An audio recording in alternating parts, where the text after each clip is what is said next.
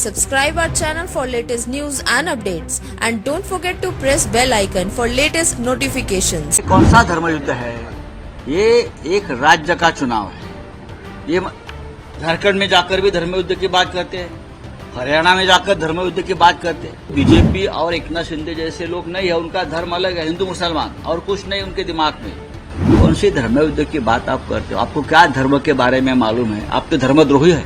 दूसरी भी एक बात देवेंद्र जी ने कही, महाराष्ट्र के चुनाव में हम पाकिस्तान पर तिरंगा लहराएंगे। अरे चुनाव महाराष्ट्र का है, विधानसभा का है, यहाँ पाकिस्तान कहाँ आ गया? पहले जाओ, जो पाकिस्तान ऑक्युपाइड जो कश्मीर है ना, उसके ऊपर जाकर तिरंगा लहराइए, फिर पाकिस्तान की बात करिए। वोट जिहाद, लव जिहाद, पाकिस्तान पर तिरंगा लहराएंगे, ये बात महाराष्ट्र के चुनाव में कहां से आ गई? इसका मतलब है बीजेपी हार रही है महाराष्ट्र में। जब ऐसे मुद्दे आते हैं ना, तो समझ लीजिए बीजेपी हार रही है। कल देवेंद्र फडणवीस ने बयान दिया कि अगर ये वोट जिहाद है तो हमें धर्म युद्ध करना पड़ेगा। देखिए कौन सा धर्म युद्ध है?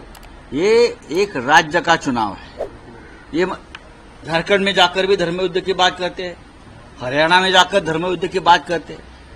ये विधानसभा का चुनाव है और महाराष्ट्र में एक धर्म है, उसका नाम है महाराष्ट्र धर्म, तो छत्रपति शिवाजी महाराज का धर्म है और उस धर्म की रक्षा के लिए हम सब लोग एक है।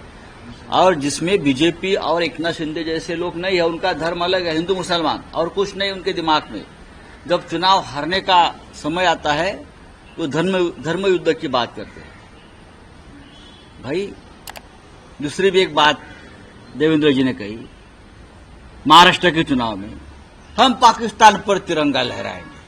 अरे चुनाव महाराष्ट्र का है, विधानसभा का है, यहाँ पाकिस्तान कहाँ आ गया? कौन आपको पूछता है? पहले जाओ, जो पाकिस्तान ऑक्युपाइड जो कश्मीर है ना, उसके ऊपर जाकर तिरंगा लहराइए, फिर पाकिस्तान की बात करिए। क्या आपकी हिम्मत है? हमने देखी है। चाइना घुस गया है लद्दाख में, हमारी जमीन खा गया है, उस जमीन पर जाकर तिरंगा लहराइए। आप जाइए वहां, और भी जगह है मणिपुर जैसी, जहां प्रधानमंत्री अब तक जाकर तिरंगा नहीं लहरा पाए हैं, वहां जाकर आप तिरंगा लहराइए। कश्मीरी पंडितों की घर वापसी करिए। ऐसे बहुत से वादे आपने किए हैं, संविधान की रक्षा कीजिए। कौन सी धर्म युद्ध की बात आप करते हो? आपको क्या धर्म के बारे में मालूम है? आप तो धर्मद्रोही है। एक राष्ट्र धर्म है, एक महाराष्ट्र धर्म है, जिसके लिए हम लोग जान देने को तैयार है। सिर्फ चुनाव आते हैं तो धर्म युद्ध की बात करने वाले में हम लोग नहीं है। किसी ने उसका उपचार करना चाहिए, जांच करनी चाहिए, ये लोग क्या बोल रहे हैं। चुनाव आते हैं तो धर्म युद्ध की बात करते हैं। अमित शाह मंत्री का सिलसिला, बैग का सिलसिला उद्धव ठाकरे ने तुरंत वीडियो बनाया था बैग की, तो क्या अमित शाह का जो बैग है वो चेक करने का करने दो ना, करने दो। उद्धव ठाकरे जी ने आवाज उठाने के बाद उनके बैग और उनके हेलीकॉप्टर चेक होने लगे हैं। उद्धव जी ने जब आवाज उठाया क्या चल रहा है, तब ये चुनाव आयोग को ये सब नौटंकी करनी पड़ रही है। लेकिन पैसे का लेन देन डिस्ट्रीब्यूशन जोर से चल रहा है पुलिस के चौकीदारी में। तो वही इलेक्शन कमीशन इलेक्टोरल बॉन्ड जो चल रहा है, किस तरीके से बातचीत कर रहे हैं, जो भाषण है उससे कोई ऑप्शन दिया। अमित शाह कायदा काही को रद्द करून महाराष्ट्रातल्या मुस्लिमांना आरक्षण देऊ देणार। यही तो बात है ना, चुनाव में सब मुद्दे खत्म हो गए हैं। विकास पर बात करो। टाटा एयरबेस का जो प्रोजेक्ट है महाराष्ट्र से गुजरात में कैसे आ गया, उस बारे में बात करो अमित शाह जी। जहां नागपुर में 10,000 लोगों को रोजगार मिलने वाला था, 30,000 करोड़ का इन्वेस्टमेंट होने वाला था, ये टाटा एयरबस प्रोजेक्ट, आप उसके बारे में हमें महाराष्ट्र को बताइए। ये वक्फ बोर्ड वगैरह बात हम देख लेंगे, वो सेंट्रल का विषय है, इस राज्य का विषय नहीं है। Sir, all India personal law board के मौलाना है, उन्होंने कहा है कि वोट जिहाद के जो सर्वोच्च सेनापति है वो शरद पवार है। उद्धव ठाकरे का भी नाम उन्होंने लिया है, जिसको लेकर अब बीजेपी जो है सीधा देखिए, ये सब बीजेपी के लोग बीजेपी के पेरोल पर होते हैं, ऐसे कुछ लोग होते हैं, वो बात करते हैं, उसके ऊपर ध्यान मत दीजिए।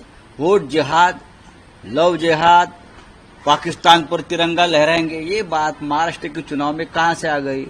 इसका मतलब है बीजेपी हार रही है महाराष्ट्र में। जब ऐसे मुद्दे आते हैं ना, तो समझ लीजिए बीजेपी हार रही है। 17 तारीख है, बालासाहेब ठाकरे जो उनके स्मृति दिन है, शिवसेना ने अपील की थी, मनसे ने भी जो है शिवाजी पार्क में अपील की थी लेटर को लेके। किस तरीके से जो है आगे का काम रहेगा, आगे का जो क्या है? क्या है? आपकी भूमिका क्या है? आप सभा कहाँ हो? हमारी सभा जो है कल की, जो आखिरी सभा है, मुंबई की सबसे बड़ी रैली है, वो बीकेसी में होगी।